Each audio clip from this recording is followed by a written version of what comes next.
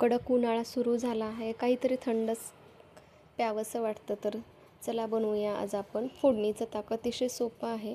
हे ताक बनवलेलं आहे घरी. यामध्ये जिरे पावडर टाकायची आहे, भरपूर अशी जिरे पावडर. थोडं लाल तिखट टाकायचं आहे, जास्त तिखट नाही आहे त्यामुळे मी जास्त टाकलं. थोडंसं मीठ टाकून घ्यायचं आहे आणि तुम्हाला हवं असेल तर तुम्ही जलजिरा पावडर पण टाकू शकता, चाट मसाला टाकू शकता. मीठ टाकलेलं आहे चवीनुसार. आवडत असेल तर थोडीशी साखर टाकली तरी चालते.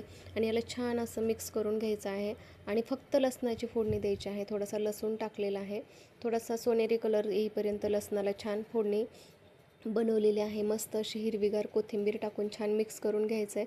आणि हे ताक थंडच आहे, किंवा थंड नसेल तर तुम्ही फ्रीजमध्ये ठेवूनही पिऊ शकता. अतिशय छान लागते आणि खूप छान चव येते.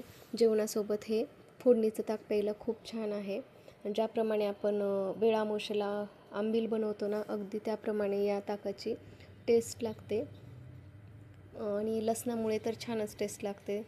तुम्हाला हवं असेल तर थोडा चाट मसाला तुम्ही यामध्ये ॲड करू शकता. तर अशा प्रकारे आपलं मसाला ताक तयार झालेलं आहे. तुम्हाला जर मसाला ताक आवडला असेल तर चॅनलला सबस्क्राईब करा आणि व्हिडिओला लाईक करा. चला तर मस्त पिऊया आता मसाला ताक. याला फोडणीचं ताक पण म्हणतात, मसाला ताक, भरपूर अशी नावं आहेत.